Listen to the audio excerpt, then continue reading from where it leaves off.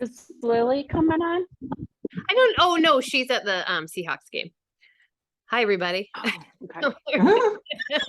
If you're watching the recording, Lily's at the Seahawks game now. Hi. Okay. So this week, I put the recording for the Mission Nutrition call that was done. So that's done by the research and development team that works at Beachbody. Dr. Emily, I can never remember her last name. Fritz, thank you. It's like an easy name and I never remember it. Generally leads the calls with her sidekick, Trevor. And then they interviewed today another research scientist, or yesterday, that was, she's basically looking into the studies of women going through perimenopause and how that looks with your training and with your nutrition. And previously they had a call leading up to perimenopause. So they're really kind of going through the different phases of women's lives because this research is starting to finally be done because we are not smaller men and our bodies act differently and we need to eat different, train different than maybe men would be training or we've been taught in the past, I should say. And sometimes we may train the same, but the point is that there are times in our lives where things are different. And so now that's starting to come up, starting to be studied. They're starting to see some of this, data from the studies and put those into play. The good news that I keep seeing through all of this is Beachbody is already doing so much of this naturally in our programs, in the workouts, in the nutrition plans. They are all geared to benefit us through these different phases. So if you didn't watch the call, don't worry, you can go back and watch it again. It's right on the Beachbody page. So if you go to Facebook and type in Beachbody up in the search, you're going to find their business page. And they do the lives right on that. So you can, every week they're doing Mission Nutrition lives. And I find them all very very full of information and useful things that we can, put into play. Last week, I think it was, or 2 weeks ago, was all about baking. So baking substitutes, baking with Shakeology, some of the new recipes they're working on. So all that kind of stuff as we are all getting ready to, feed our faces during this time of year. And some good substitutes and ways to use Shakeology or the protein powders into that system. So, okay. So yeah. So if you have not watched the video, I definitely recommend watching it because I'm not going to get to the level of detail that the research doctor was in. She talks about how your mitochondria change, and I'm not going to go into that because I don't know as well as her, and I'm sure I'm going to mess up the explanation. So it's better to watch it live. So we're going to do an overview. And no matter what phase you're in, I think, all of this will benefit wherever you're at. Okay. So let's get into my notes here. Okay. So now when they're talking about perimenopause to menopause, they're talking about ages roughly 42 to 52. That's kind of when, some women can start in their late 30s. Obviously you can go through menopause in your mid to late 50s. The key here is if you're not quite sure where you're at, and you can ask your mother is your best key to where you're going to be at. It is familial. The timing generally of perimenopause, of menopause. So, if you can have that conversation, then that's one that, will give you a lot of insight into maybe the timing. You'll know because of some symptoms you may be having. If you are periodically missing a period, if that's kind of started, if hot flashes, there's so many different symptoms, and we didn't really even talk about them on this call, but you can, if right? So one of the things that I hear most, I'm 49, and one of the things I hear most with people I work with who tend to be around my age is, about the difference in fat distribution. as you're in perimenopause. Your body does tend to, where it previously stored fat, it now likes to store it around that midsection.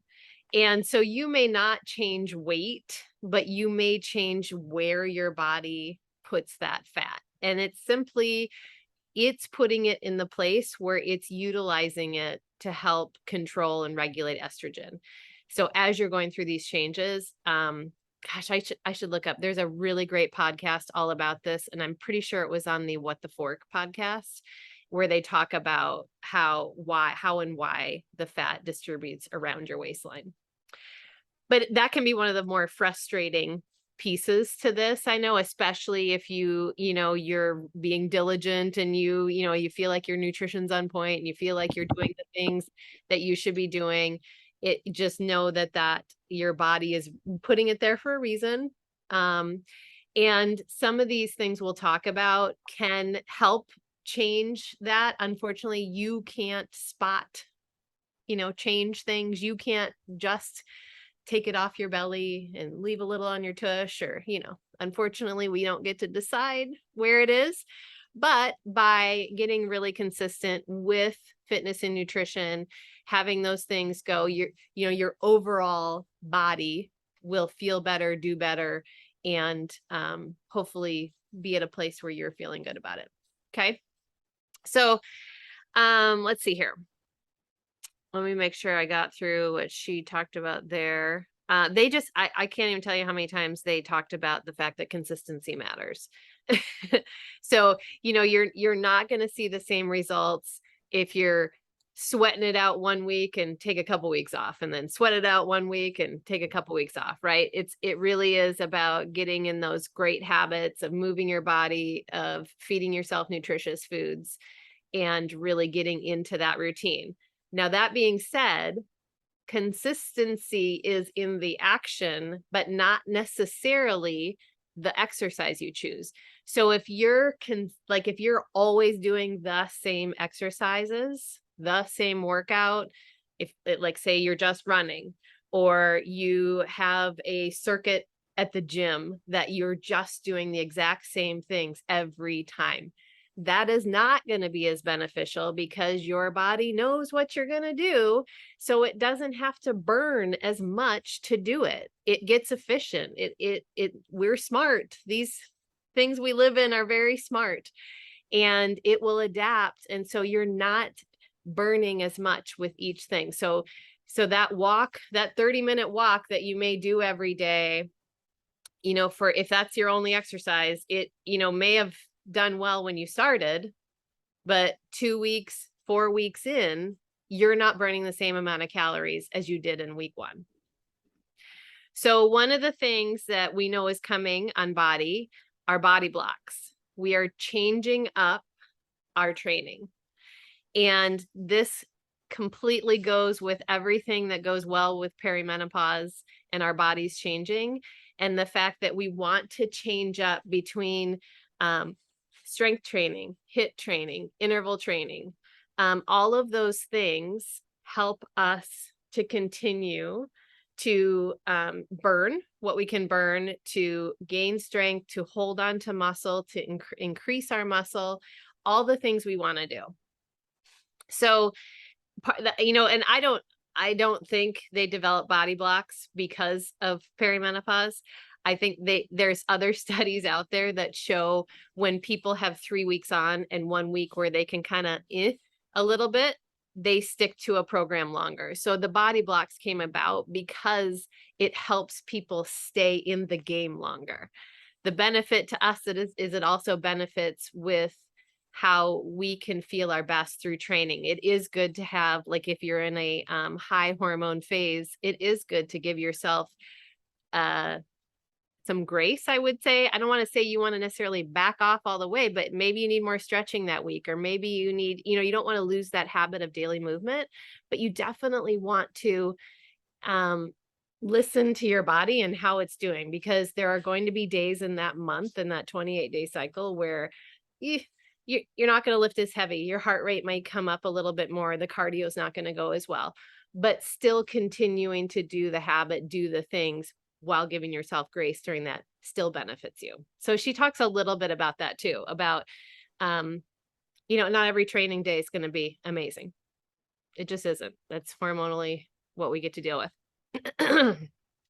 So one of the common things she talked about too is that, as we always hear in diet culture, train more and eat less. And she's like, nope. Nope, that's not what we're doing here. We are training in a good way. We're training in a, like these 30-minute workouts, 45-minute workouts. We're training consistently. We're training with weight training, HIIT, cardio. We're doing all the things. And we're fueling our body to be able to handle that training, because starving yourself, you're just not going to get through your workouts very well. And you need to fuel your body so that you can get that work in, because during this time, our hormones are fighting our ability to hold on to muscle, to gain muscle.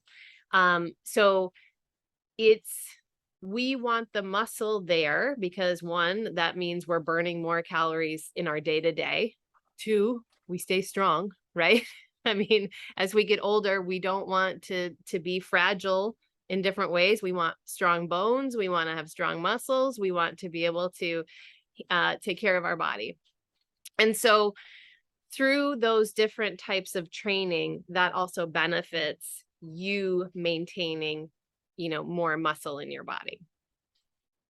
I feel like I'm skipping around a little bit, but yell if anybody, does anybody have any questions so far? There's just so much information from this call. Okay. And I want to make sure I don't miss anything. Okay. Okay. Yeah. So I wrote down here, train so that you're not as efficient. So switch it up.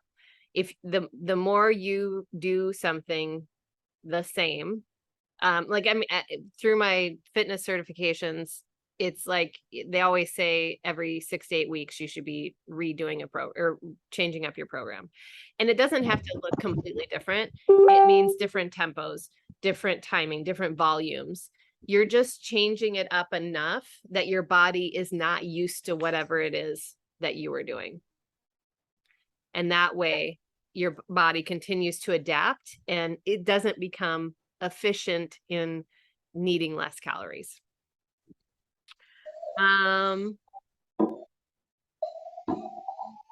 I thought this was really interesting. So she was talking about perimenopause symptoms and, how does all the nutrition and how does everything relate to whether or not you'll have symptoms or how your symptoms are. And she said right now, and this is early in the studies, but right now it's showing that your body fat is the biggest indicator of how many symptoms you're going to have, like how hard your symptoms come at you. So how she talked about that is it's not necessarily your weight, right? It's your body fat composition. And so by doing these daily exercises and nutrition, you are changing that. You're changing how your body reacts to things and helping. So it's not necessarily like, I just need to lose weight, right? That's not the conversation. It's more about how much body fat percentage is there versus weight itself. Does that make sense? Because I know like if you are lifting, you can weigh more, right? Because you have more muscle and have a lower body fat percentage than if you were not weight training and you're simply slimmer, right? But you can still have a higher body fat percentage being slimmer because you don't have the muscle there either.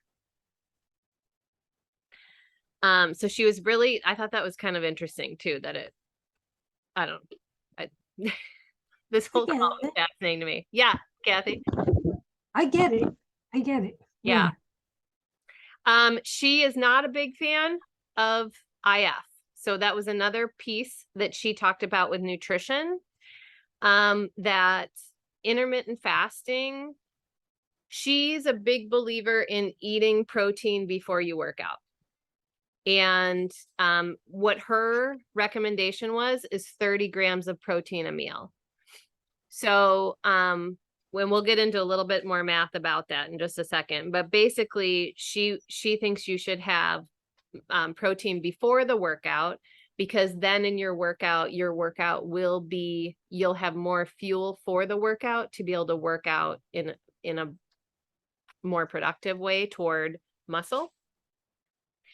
And she also, this is where the mitochondrial thing comes in, is she talks about how IF essentially trains your mitochondria to be more efficient in energy. Therefore, it doesn't need as many calories. So if you stop IF, or even as you keep going in IF, you're not burning the same amount of calories. And so you can put the weight back on easier, because it's adapted. You don't need the calories to sustain it. And I would highly recommend listening to how she says it to make sure that I did not mess any of that up. But basically, to me, it sounds like what we talk about with metabolic adaptation, where basically your body's used to something, so it burns at a lower level. Whereas we're talking about in our training, you need to be changing that up so your body isn't as efficient. So it does burn calories as you're working out. One question. Yeah. She said she recommends 30 grams of protein at each meal. Yeah. How many meals is she talking about? Yeah. So let's do the math on that, because I thought this one was also really good. So most of the time we talk in terms of 40, 30, 30, 40% carbs, 30% protein, 30% fat. That's portion fix. That's gut protocol. That is the basic line for any kind of standard training, any certification. That's just kind of the basics, right? Just standard weight training. So in this, she talks about doing 1 gram of protein per pound. So when I do the math on myself, I'm at 160. So that would be 36% protein. So at first I was kind of like, oh, okay, that's off. How am I going to do that? So then I moved that into grams. So 30% of 160 pounds, 30% protein is 136 grams of protein. Okay. So portion fix gets us most of the way there. If I have my recover during the day, that's another 20 grams of protein. So now I'm at 156, 4 grams short of 160. She said your goal is 1 gram. And she said some days that's going to be hard, right? Like it's a lot of protein. But if you're thinking about it in terms of like, depending on what meal plan you're on, if you're following portion fix and you're having your recover, or in how we used to have recharge somewhere in there, then you are going to be very close to the goal. So I thought that was a little reassuring, because I was kind of like, well, wait a second, how many? I'm like, 160 sounds like a lot. How am I going to get there? And so that would mean roughly 5 meals are at 30 grams of protein for me. To answer your question, Kathy, sorry, that was a long way around to get there, but. Well, and she also recommended that your meal that you eat before, she said that you can eat anything protein before you work out, but she specified that, I can't remember exactly what word she used to describe it. I think it's just the way that it's easier for your body to probably absorb it. But so like a protein shake, so like Shakeology. Yeah. Or she specified Greek yogurt, which unfortunately I can't do Greek yogurt because it doesn't agree with me. But yeah, so basically, so that she said that when you give your body the protein before the workout, then your body's able to focus on building muscle and burning fat. Right. Exactly. Yes. So. And yeah. I think when she said the Greek yogurt before, or when she said proteins before, like if it wasn't a quick thing like a recover or a Shakeology, you needed it like an hour or more before. But if it's something Yeah. absorbing, like Recover is quick absorbing, Shakeology is quick absorbing. All that means quick absorbing is that they're bioavailable. They're ready for like it's already broken down to where your body can quickly utilize it. Whereas like a piece of chicken, your body's got to go through some things to get to the protein, to get it broken down so that it can use it, right? But that's also like, so we don't want to go on all liquids, right? Because it is good for our body to go through that process of chewing, of, going through the whole digestive system to get it broken down. So these quick acting proteins, quick absorbing proteins, she said up to like 30 minutes before your workout. So it might be, it might be good to switch when you're having your shake. I traditionally have my shake after my workout and after my Recover. So I like have Recover and then I'll have a shake like closer to lunch. But now I'm kind of like, well, maybe I should move my shake ahead and then still have my Recover after. Well, the other thing that she said is if you're having success already and you just want to be able to put something before your workouts to or if you really, really don't want to eat, she said something about just having amino acids and something with amino acids. And it's like people were asking like, well, what is that? Yeah, Like, she did they're not like, further any of that. Yeah. no, she did not answer. And like people were asking, well, does Energize have amino acids in it? And Right. it's like, I don't should look think and so. see if she's answered that now. It's yeah, isn't it? Is she referring to like BCAA, the branched chain aminos? I mean, those are amino acids. I think she would Yeah. say BCAA if she was. They are amino acids, Yeah, but I doubt it. Because BCAAs are not shown to be any more beneficial than just regular protein. So I doubt correct. yeah. Okay. I wonder how if she's responded about that. Yeah. Yeah, interesting. I apologize. I did not listen ahead of time, and I wish I would have, because then I feel like I'd be able to contribute a little more. But I will tell you, so I wish that I was as in tune with what I eat, how I eat, what my body does back when I was 40, when I started menopause, because I started earlier than even my mom did.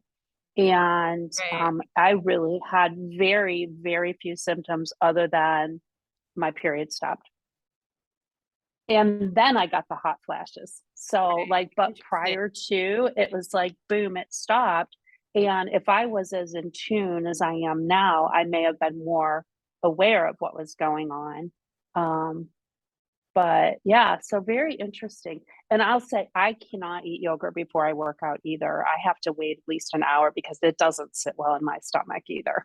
I'd be like Donald going, woo, there was breakfast. For sure. Yeah. So she did answer. Well, actually, Oh, did you Dr. find Emily, it? I'm still kind of well, Dr. Emily answered the specific question about Energize, and that Mhm. Energize has beta alanine, which is an amino acid, but it serves a specific role in our bodies not related to protein digestion and metabolism. Dr. Abby was referring to essential amino acids found in complete proteins. yeah. So, Well, a no. complete protein could be beans and rice. Yeah. You can Or do quinoa. those things. Yeah, you can do some of those things to get a complete protein if meat's not necessarily available, or like it's not something you Well, want right away in the morning. Mhm. well, and I mean, I don't know. I don't, if somebody doesn't have like a ton of time in the morning to do that, and possibly even to wait, like I know for me, if I like drinking a shake may make me feel more full, and just like making it into like a pudding Right. won't make me as full. Yeah. And then I mean, if I was in a rush, that's what I would probably do. Even Yeah. though it wouldn't give me 30 minutes, it would still be better than nothing. Yeah. I would feel And like, if you just shook and I it would just feel without like it's putting better than. extra stuff in it, right? Like there's a lot of times I'll just shake it with one ice cube and you know, it's a minimal amount. Yeah. And you're Yeah, then still that's true. getting in whatever it is, 16 grams of protein or 17 grams of protein. Mhm. Yeah. Yeah. Yeah. So 30 So it's just grams would be way too much for me, because right now I only weigh 120. yeah, So so that you'd have means- I live, 4 meals of 30 grams. But what if I Yeah. want to eat 5 or 6 meals?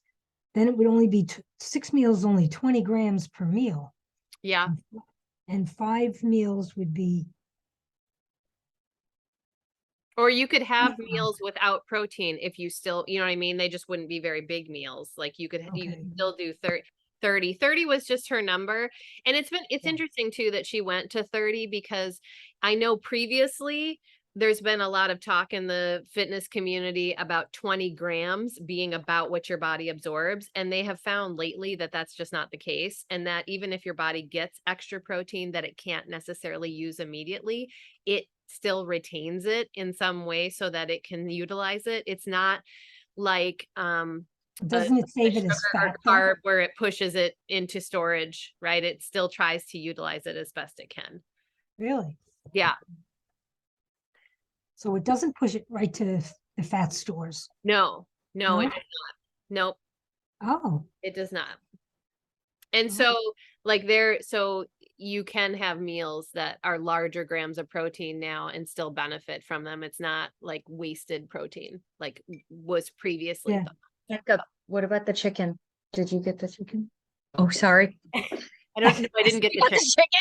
Do you have the chicken? You have the Wait, chicken? who has chicken? Who has chicken? yes, the chicken has protein. Yes.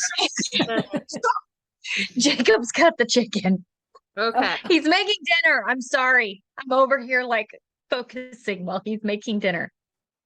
So then, okay. So that's pretty much nutritionally what she really hit on with this is really prioritizing your protein and that 30 grams in a meal. So does anybody have any questions about figuring out like what that looks like in your day or how much protein you need or how you do that? Yeah, go over that. I would like to hear that. Well, I don't know if I have the answer. I'm just saying like, are there questions Oh, related to it that I can attempt to answer? Well, I mean, let's talk about it like in relation to containers on average, maybe. Maybe okay. that could be beneficial. Yeah, I Okay. mean, here's the thing, right? Like Autumn set up the food list, like foods have multiple things in them, right? You have vegetables with protein, you have meat, you have lots of things that have different macros. And so when you're like, let's say you eat according to Portion Fix or Gut Protocol, it takes into account the food lists and the fact that, you know, you're getting in this amount of reds and this is a red A and a red B or this is just a red, but it's also accounting that you have proteins and other things. So it's not just the meat you're looking at, right? You're looking at if you have oatmeal that has protein in it, if you have quinoa that has protein in it. So those are all side things that we don't tend to think about containing protein, but they do and they count. So if you're eating now, the only thing I would say is I will be interested to see if there's any differences like in To Be mindset. It'd be great if Alana could speak to it because you do have a plate it method where you're picking and choosing and it's not as set in its portion size. So, you know, I would say you'd want to look at how much protein you're getting and make sure that you're getting enough. You may need to add a little more protein in there. And she has said that from time to time too, that if you needed more protein in a lunch or a dinner, so that, you know, if you're strength training and, you know, figuring that piece out. In the Portion Fix, the red containers are the protein. It's 3/4 of a cup. Yep. How many grams is that? Like, Well, roughly on the food list, roughly. it's anywhere between 12 and 20 grams, depending on what you're picking. So you would need more than one for each meal. On some, It's- I mean, depending on well, you could potentially combine them, but if you had like quinoa or beans with your protein, then you would get to 26. Like if you had a meat plus you had beans, you'd be like at 26 for a Oh, contain so for, the you know whole, what I mean? And then if you had some vegetables that had some protein in it, because maybe you're you go counting the to whole 30. meal, not just the red. Okay. Right. Yeah, Correct. I Yeah. just looked up like broccoli, for instance, has 2.8 grams of protein in a serving of raw broccoli. Did Okay. you just look that up too, Sue?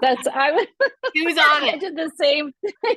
Broccoli of all the Yeah, things. but here's the We both funny look thing. up. Okay, so I had mine already in, but it said 2 servings, so 68 calories for 1 cup of broccoli steamed, and it's 6 grams of protein. And So there you isn't go. that 1 funny cup that of it's broccoli kind of, steamed. Yeah. yeah, Well, I mean, that makes 6 sense grams, though, because it condenses once it's right? cooked, Yeah. it's So more, it's more. it condenses. So yeah, you get more because of, yeah. So, Yeah. which I So have ever go since for gut broccoli. protocol barely eat raw vegetables. I mean, like the only time I've eaten raw vegetables is when I went to a party and they had a veggie platter. And that's it. Like since Yeah. since gut protocol, it's been all cooked vegetables. Hmm. Wow. That's funny. We're both looking up broccoli. I I know, love right? it. What are the chances? Like, broccoli. So, and I would say this should match up to whatever plan you're in. Mhm. Now, if you're in a weight loss plan, you'll have to look and see how many containers you're getting versus a maintenance plan. So, you'll just have to figure out kind of where that fits in and how you're feeling now, right? Like what your symptoms are, what's going on. Like if you need to mitigate symptoms with menopause or with perimenopause, then you may want to consider going into maintenance and really concentrating on getting that protein, changing up how things are happening, like if you're lowering your body fat percentage. But you can also do that with strength training depending on, I mean, okay, I'm running in circles here. You can do those things with weight loss or maintenance. You just have to figure out where your goals are plus how you're feeling. Cancel the first 2 minutes of that sentence. So you just have to kind of figure out, you know what I mean? Because losing the weight, having a lower body fat percentage while eating nutritiously and working out will benefit your body fat percentage, right? Mhm. Eating in maintenance, lifting, and it will also benefit your body fat percentage and concentrating on protein. So it's one of those things where both ways will help. And it's really, what can you stay with the best? The way I am, I tend to stay on my plan better if I'm in maintenance than if I'm in a weight loss bracket, because there's a mental thing with me where I'm like, that's not enough food. I can't do this. I don't want to do this. This is going to be miserable. So I'm just going to stay in maintenance and I'll be happy. And then it goes fine. But that's all like stuff y'all have to kind of figure out for what works best for you. How did you get through weight loss? How I did you do it? didn't go fast. I didn't go fast. It was over probably a 2-year period that I lost 45 pounds. Wow. I just didn't do it fast. I mean, it came off, when it came off, and there was lots of times where I stayed the same for a Mhm. while, and then I'd hit another plateau, or another, like I'd go down another notch, and then I'd stay there for a little while, and it was just slow. Mhm. Yeah. When I was losing my weight, nothing was off limits to me. I just had to make it myself. And I did that pre-beach Right. body because I just needed to kind of take ownership of what I was doing and not have fast food like ready, right? Like, so if I wanted a cookie, I had to make them. So it took me whatever hour, right, to get them made. And then maybe by the time that was done, I was kind of like, I don't really need one. Or the thought of going through that hour to make them, I was like, I don't really need one. Yeah. When Yeah. sometimes I did. Sometimes I made them and I'm like, this is amazing. Awesome. Mhm. And the other thing she was talking about was varying what you were eating too. Like if you are struggling, that it's varying your workouts, but also varying what you're eating. Yes. Because Emily was talking about how she is a creature of habit and she would eat like the same things over and over and over again. And I'm sitting over here going, yeah. It's like, I do. I have like my routine, but I put variants in the routine already. So I don't know if that really is exactly it. I guess if I start facing any issues, that's when I will have to make a variance. But yeah, but that was it. Yeah, and that's a big thing we talked about a lot through gut protocol, right? Like just and the gut MD talks about a ton. Varying your foods varies your nutrition, helps your gut microbiome to be more diverse and just benefits you in general, because there's something in a red pepper that's different than an orange pepper or a yellow pepper or green pepper. And if you're only having one color pepper all the time, then you're missing out on these other things, right? So even as simple as just varying the colors of things changes what's in them and what makes them up. So yeah, good point. Thanks, Bev. I forgot to mention that. I only get the red peppers when they're on sale. They're so expensive. Are they? They're more expensive than the other ones? Oh, yeah. they're- A lot of times really? they're double. Yeah. Huh. Well, They're my favorite, so I buy them regardless. yeah, green really? peppers Well, aren't allowed in our Yeah. house because my husband won't eat them. But we get them from Sam's and they come like in a 6-pack. 2 reds, 2 Yeah. yellows, 2 Oh, oranges. really? So, Okay. mhm. Mhm. And Yeah, you- that's but if you looked so at the price, it's probably cheaper than if you got 6 greens. individuals. No, not Greens, even yeah, individual. greens If are the pack always was all cheaper. green, it would be Yeah. cheaper. Yes, greens are always cheaper. Yes. Yeah. Yes. But they definitely do not have the same nutritional value or the same they're not the same flavor. right. But Yeah, all right. 3 of them taste different too. Because like Yeah. my son, he does not like the yellow ones on their own, which his favorite color was yellow growing up. And if he took yellow bell peppers to school, they did not get eaten because he did not like them. That's He Wow. preferred the orange and the red and the green. So, yeah, but as long as they're cooked and mixed into stuff, he doesn't care. Doesn't matter. Okay. So, They're that's camouflaged. Okay, and let me wrap this part up too with her top tips that she left us with at the end of the call. One was pay attention to your body.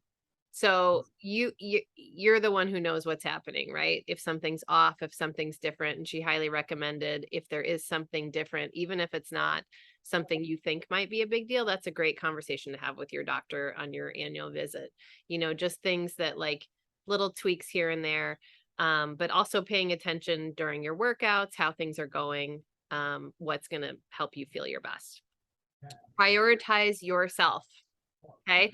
I thought one of the things she brought up here was so important is this is the age where you're taking care of everybody. You can have aging parents, your kids might not quite be out of the house yet, it's just like this time frame of perimenopause is where you're also a caretaker and you tend to be last on your own list. So prioritize yourself, because when you feel your best, obviously we've all talked about this so many times that you can't you can't drink from an empty cup. Like you have to be fueling yourself and helping yourself through this so that you can do those things you want to help with. And in that same note, she said consistency matters. So getting consistent with prioritizing yourself, with getting your movement, with getting good nutrition in. And she said, fuel yourself. Don't skip meals, prioritize protein. So if you're a person where maybe you're getting so busy in your day and you're like, oh, I missed lunch. That's never happened to me, by the way. That's not my personality. But you know what I mean? I know a lot of women that is happening. You need to prioritize fueling yourself through the day consistently and prioritizing protein. So any thoughts, questions, things I may have missed, if you watched it, or further conversation pieces on this?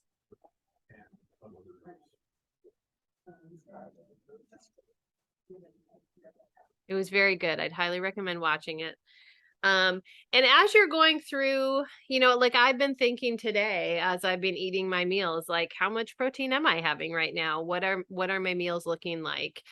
And going forward, that's definitely something I know I'm going to be thinking more about as I go into Sure Thing, because I do want to prioritize protein so that I can help myself the most with muscle and keep retaining it, adding some on where I can, you know, all of those things. So I know it's definitely going to be, I don't know, it just kind of brings it up even more for me, because there's like, if I slack, it's, you know, I'll have more carbs. It's just kind of the way it is. You know, if I haven't, Same. if I haven't prepped meat or I haven't prepped some proteins in some way, then it's easier to grab a bowl of rice and have something else. Was there any talk about the difference between animal protein and plant protein? She No. did not at all. Okay, I'm Yeah. just curious what, Yeah. like, how that would affect things as well. Yeah. Yeah, I don't know. It would be great if maybe if Emily could go into that in some way to just, yeah, like if it matters. Mhm. I mean, you know, according to Gut Protocol and Gut MD, it certainly matters in our overall health to have more plants. So it's, yeah, it's kind of an interesting, yeah, because that's the other thing I've been thinking of. Like, I have a hard time having that much meat. So then it's like, how can I still meet these protein goals, you know, and make sure that I'm doing that. And so then it's really kind of getting back to that gut protocol containering and then still having the recover. Having my recover hot chocolate at night. Ooh, that sounds good. I think I might have to have one tonight. Right? You know, I do find if I drink a Recover hot chocolate, I am not as hungry in the middle of the night. So I don't wake up wanting If you're food. hungry in the middle of the night anyway, I'm starting to think maybe you ought to have a little more anyway. More food. Just You think I need to eat some more food? No Yes. one should be waking up Yes. hungry in the middle of the night. No, Yeah. no, no. I don't even wake up in the morning hungry. I mean, like but we've had this discussion. I need to Yeah. refigure out my meals as to when I eat them. But at the same time, yeah, like we haven't eaten dinner yet because we try to make it so that we all eat when Scott's around so that we eat as a family. And Right. yeah. So yeah. Yeah. But yeah, so It's then that means definitely that it's a struggle for me. So definitely on my what will we call it? My to-do list for the new year. Yes. hmm I Yeah. think what I'm hearing is more hot chocolates at night. hmm there you go. There you go. For sure. You'll get your For protein sure. in. You could just do it with water instead of, Yeah. you know, you didn't want the nut milk, and same. Yeah. Yeah. I think that's a fantastic idea. I think so too. I think it'd be better even than the mug cakes. I'm not a fan of the mug cakes. Agree. Yeah, The mug cakes are good, but they're so heavy. they are Oh, really. I don't. know, I they're did not just- have that experience. Oh, mine No, was you didn't so like dense. it. Mine was really But dense and it was just heavy. So I had it with the plant-based both times, and which Deanna has it with the whey. I And I think think did that do with it the would whey. definitely be different. I think Yeah. it'd definitely be different if it was with the whey. Mm. And one time I did it with rice milk because that's what we have. And then the other time I did it with water. And neither of the times I felt like both of the times that it needed more liquid. That's what I feel like from the get-go. So we did determine, and I completely forgot about it because it was just not my cup of tea, that I was going to try it a third time with more liquid. Yeah, I agree that mine needed more liquid too. Mhm. Mhm. 'Cause it did feel awfully thick just trying to get it going. Yeah. Hmm. Right. Interesting. But I I'll think have I to try it enjoyed again. the hot chocolate more anyway. Mm. Because it felt like I felt satisfied, like I had something, but I didn't feel like I had a brick, that I just ate a brick, right? Like that it was just kind Yeah. of sitting there. So the hot chocolate was nice to just, because I will have tea at night sometimes anyway. hmm So it just kind of, you know, that. And the hot chocolate's a little nostalgic for me because growing up, we would always have some. So yeah, I love it. yeah, I feel like I'm getting a warm hug.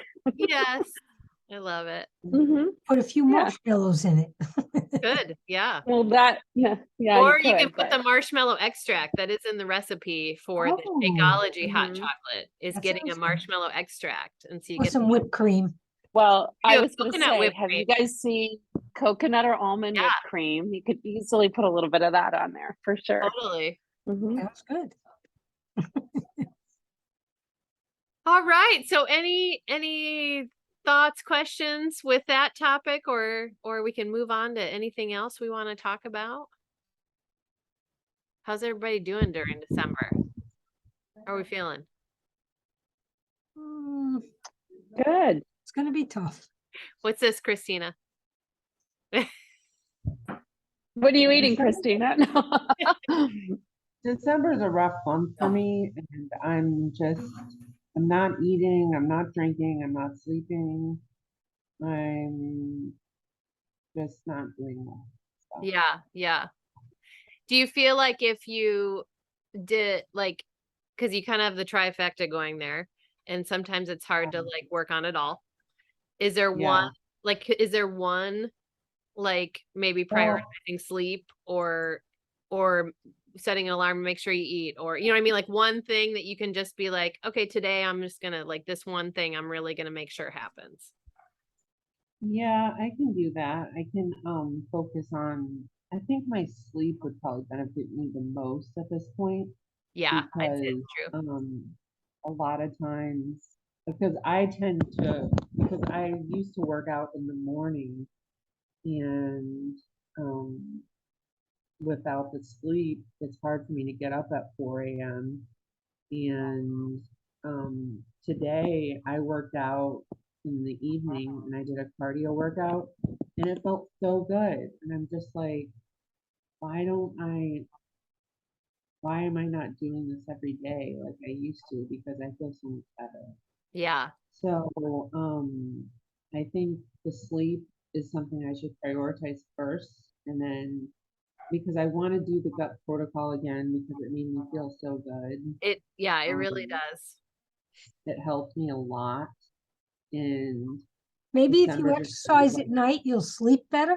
There you go. I yeah, like me that idea too. too. Yep. That's true. That's true. I should maybe try that because this workout I did tonight it made me feel really good. Yeah. See how you So Yeah. sleep tonight. And sometimes you yeah, do have to change your time, right? Like sometimes in different seasons, like if you just can't, the morning isn't going to happen, but you can, getting it done is the most important. And then secondary is the time you get it done, right? I mean, if you get it done in the morning, it does help you with energy level through your day. But if it's not yeah, happening and that's the roadblock, then do it later. yeah, yeah, yeah. But You seem tired already, so I you would might normally sleep be in tonight. bed, like, but like I said, I haven't really been sleeping. I'm just tired. I'm just, I, I can fall asleep. My problem is I fall asleep, but I wake up in the middle of the night and I'm up for like 2 hours and I'm Yeah. like then that too. go back to Yeah. sleep. So there is And I don't know if we've talked about before, there is a really good meditation about going back to sleep. oh, I think Deb told me about that. Yeah, The back to sleep meditation. I would stick that in. Yeah. Yeah, that thing knocked me right out. Well, there's a Okay. couple of them now, actually. So I found one. It's like a sound meditation and it's a little bit longer. And I mean, like it just really, I didn't even realize how like relaxed and calm I was. And if it wasn't for the fact that my husband came back into the bedroom and like started making all this noise, it was after I had already been up for almost like 2 hours and I was like, okay, you're gone. Now I'm going to try to play this and see if I can just get a little bit of sleep. And it's like right at the end and he came in and made all this noise. But otherwise he was just like, you were like gone. You were so far asleep. I'm like, I was. Yeah. I was until till you Yeah. came in and started making all that racket. But Yeah, yeah, I'll there's definitely so try if you those. just look up, if you just like literally what I do is I open up the app and on the home screen and I pull it down and I go back to sleep. That's what I type in. And there's like 3 or 4 now that pop up. Nice. And yeah, so I Oh, I thank really you. liked the sound one. It was like Hmm. for like it might have been, I can't remember if that was the one for insomnia or I'm gonna have to look it up really quick.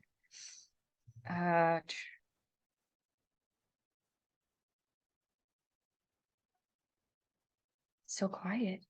This is this is just new to me because I've never had insomnia before, and my mom Okay. passed like 5 years ago yesterday, and so that's why December's so hard for me. And um, but the insomnia has never hit me before like this.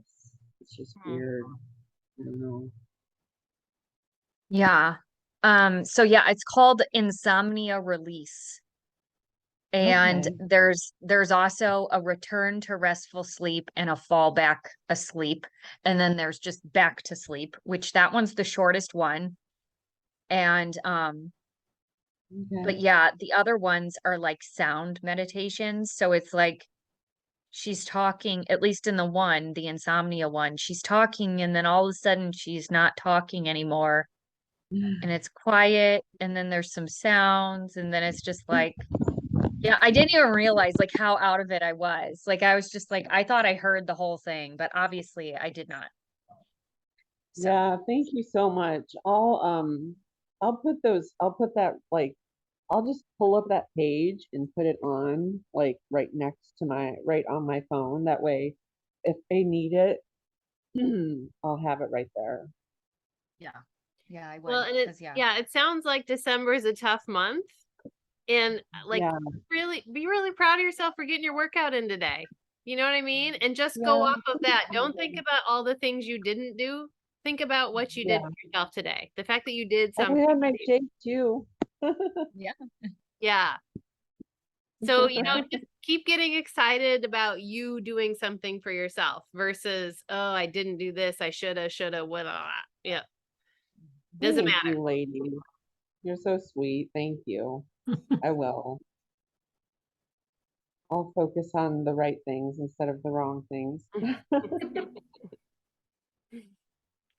I think that's the struggle, right? Is we want the progress to be so much faster and easier, and Yeah, it happens as we do it, but we yeah, have to be excited about the doing it so that we yeah. continue to do it. Hmm.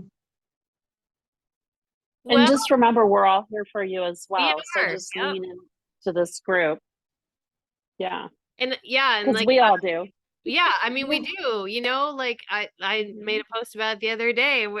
I sat on our virtual gym for an hour and a half, and Lily's like, I have to get off here, but I'm not getting off until you start pedaling, so you might as well get going. And I'm like, I'll put my shoes on and get my workout done. But that's why I hop on, because I know I'm gonna get that kind of love, right? I know I'm gonna Mhm. be inspired to get it done, and if I don't get on, if I don't engage, then I can quietly, not do it, right? Nobody knows. Exactly. But that's why we do so many things in the chat and virtually, just because it's like we're there, and it's like going to your gym and seeing your gym buddy and having that accountability, and we get to just do it while we're all across the country. So Yeah, it's it's pretty amazing. cool. It is pretty amazing. It is. Did Yeah. you do this Mhm. before COVID? We did not. So we did it a little bit. I shouldn't say that totally. We did it some. But really when COVID hit, we had a new program releasing. It was 10 rounds, and we're all like, hey, we should jump on and do it together some days or whatever. And that I think we started with a few days, and then it really just blossomed into this great time of people getting their workouts done and seeing people, because everybody was stuck in their house, right? So it's like you Yeah. didn't see anybody.